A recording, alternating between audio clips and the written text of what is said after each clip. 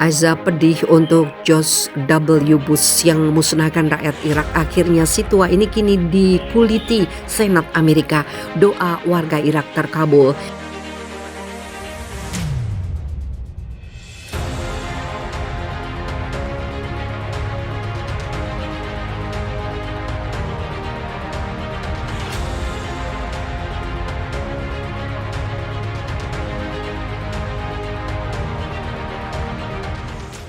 Jika menganggap Putin sebagai penjahat perang kurang tepat jika tidak melibatkan mantan Presiden Amerika Serikat yang telah menjadi biang kerok tewasnya jutaan warga Irak atas invasi gila dengan fitnah senjata pemusnah massal Saddam Hussein. Bahkan George W. Bush kini terancam mendapat hukuman dan balasan dari warganya sendiri yang akhirnya menguliti dosa besar mantan Presiden Amerika Serikat itu. Bahkan anak Saddam Hussein Ragat menyambut baik aksi Senat Amerika yang akhirnya berani buka-bukaan soal apa sebenarnya yang telah dilakukan negara adidaya tersebut. Diberitakan sebelumnya, mantan Presiden Amerika Serikat George W. Bush keliru menyebut invasi Irak sebagai aksi sepihak yang brutal dan tidak dapat dibenarkan. Kemudian mengoreksi bahwa dia maksud adalah invasi Rusia di Ukraina. Komentar Bush muncul dalam sebuah pidato di sebuah acara di Dallas pada Rabu waktu setempat ketika dia mengkritik sistem politik Rusia. Itu adalah akibat dari tidak adanya check and balance di Rusia dan keputusan satu orang untuk melancarkan invasi yang sepenuhnya tidak bisa diterima dan brutal di Irak, kata Bush sebelum mengoreksi dan menggelengkan kepalanya. Maksud saya, Ukraina secara berseloroh dia menyalahkan usianya ketika orang-orang yang hadir tertawa. Pada 2003 saat Bush menjadi Presiden Amerika Serikat bersama sekutunya di NATO menginvasi Irak dengan dalil hendak menghentikan rezim Saddam Hussein yang berkuasa menggunakan senjata pemusnah massal. Namun meski berhasil menggulingkan Saddam, Amerika Serikat harus menanggung malu setelah terbukti bahwa Irak ternyata tidak pernah memiliki senjata pemusnah massal seperti yang dituduhkan. Sampai saat ini, Irak belum benar-benar pulih dari konflik berkepanjangan yang menewaskan ratusan ribu warga sipil, membuat banyak orang mengungsi. Pernyataan Bush itu dengan cepat menjadi viral di media sosial, meraup lebih dari 3 juta viewer di Twitter saja. Setelah potongan video pidatonya diunggah oleh wartawan Dallas News, sementara itu di gedung Capitol Amerika Serikat, Rep Jason Crow menyimpan beberapa kenang-kenangan perang. Berjajar di Irak adalah tanda pengenal militernya, sirip ekor mortir bekas dan pecahan peluru yang dihentikan pelindung tubuhnya. 2 dekade lalu, Crow adalah pemimpin peleton berusia 24 tahun dalam invasi Amerika ke Irak. Anggota peleton membawa masker gas dan perlengkapan untuk dikenakan di atas seragam mereka demi melindungi diri mereka dari senjata kimia yang diyakini Amerika Serikat. Kemudian hari keliru mungkin digunakan pasukan Irak untuk melawan mereka. Hari ini Crow duduk di komite yang mengawasi badan militer dan intelijen Amerika Serikat. Kesalahan dalam perang Irak masih segar dalam ikatannya. Kegagalan perang Irak sangat merubah agen mata-mata Amerika dan generasi perwira intelijen dan anggota parlemen. Mereka yang akhirnya membantu mendorong reorganisasi besar-besaran komunitas intelijen Amerika Serikat di mana CIA telah kehilangan peran pengawasannya atas agen mata-mata lainnya.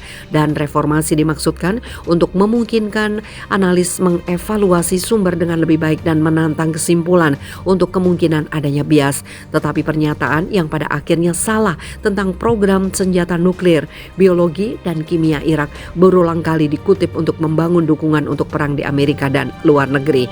Itu telah merusak kredibilitas intelijen Amerika Serikat.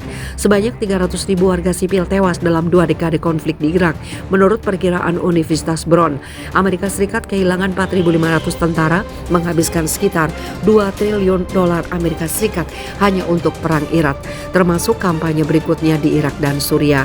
Kami mendapat pelajaran penting setelah penilaian kami yang cacat terhadap program senjata pemusnah massal aktif di Irak pada 2002, kata Haynes. Hanya 18% orang dewasa Amerika Serikat yang mengatakan bahwa mereka sangat percaya pada badan intelijen pemerintah. Menurut jajak pendapat terbaru dari The Associated Press, North Center for Public Affairs Research. Kemudian 49% mengatakan mereka memiliki sedikit kepercayaan diri, 31% hampir tidak percaya diri. Tidak lama setelah serangan teroris 11 September 2001, Presiden George W. Bush memerintahkan invasi ke Afghanistan, tempat Taliban yang berkuasa melindungi pemimpin Al-Qaeda, Osama bin Laden, dan mengizinkan kelompok itu menjalankan kamp pelatihan. Supergun Irak, ancaman terbesar Barat dan Israel, jadi awal mula kecemburuan dan ketakutan Barat terhadap pemerintahan Saddam Hussein. Jika Saddam Hussein masih berkuasa saat ini, bukan tidak mungkin Irak akan menjadi salah satu negara Arab yang paling powerful.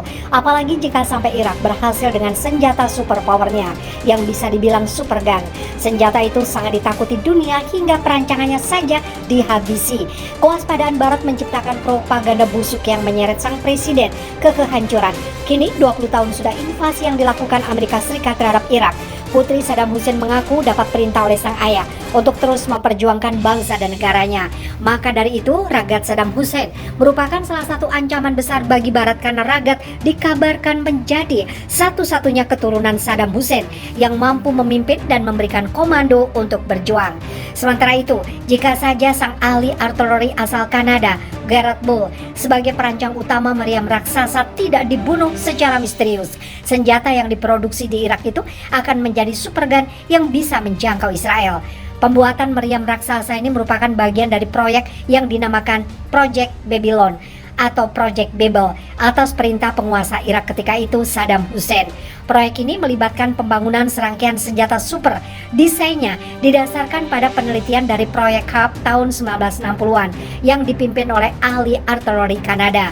Garrett Bull kemungkinan besar ada 4 perangkat yang berbeda dalam program ini. Proyek ini dimulai pada 1988. Proyek ini dihentikan pada 1990 setelah Bull dibunuh dan bagian dari supergun disita dalam perjalanan di sekitar Eropa.